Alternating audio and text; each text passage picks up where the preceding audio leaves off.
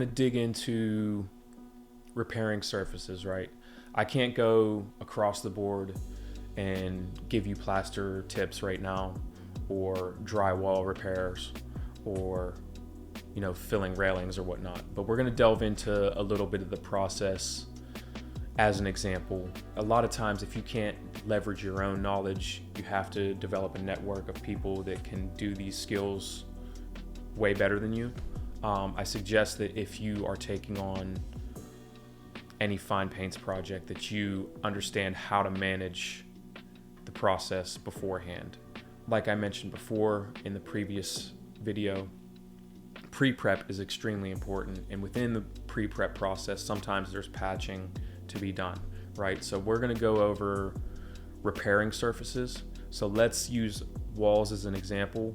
Drywall specifically, it's a little easier to consolidate information based on that. Plaster these days isn't exactly universal, drywall more so is. You want to make sure your substrate is in good condition.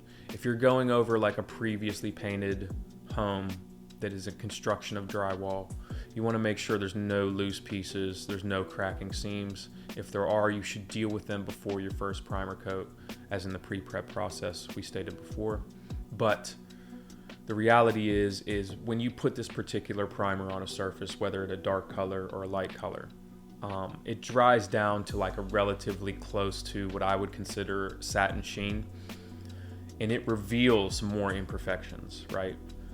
That's kind of one of the points of priming. It's not only sealing and getting a good bond to your substrate, but it's also to see what the end result is going to look like. With this particular product, the Fine Paints of Europe Oil Undercoater, which is oil primer, you can get it tinted to your finish color.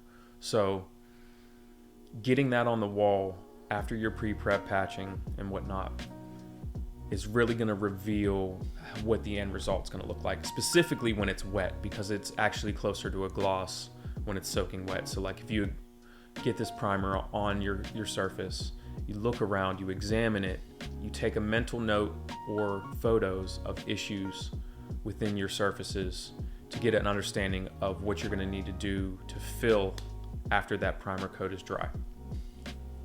Once that primer coat is dry, 24 hours later, typically what you would do is you sand it. You don't want to patch before you sand, because like I said, this is a satin sheen. It is an oil base, and anything that's shiny tends to shed what you put on it. So you do want to sand the surface, and that actually will also help reveal imperfections like dings, dents, gashes. The reason being is when you sand the surface, you matte the surface, which means you dull the sheen down. And when you dull the sheen down, any dents that you didn't cover with sanding, which you typically wouldn't, are revealed because they're still satin. And then you can patch that particular spot, feather it, and it'll bond really well. But the whole process involves going through these steps, dealing with all the imperfections within the primer coats, preferably sandwiched between the two of them. Sometimes you have to spot prime after the second one, depending on the severity of issues. But you want to sandwich all of your finalization of, for sure, major issues with the surface between the two primer coats. If you can't, that's okay. I mean, it's going to happen. You're going to miss a few things here and there.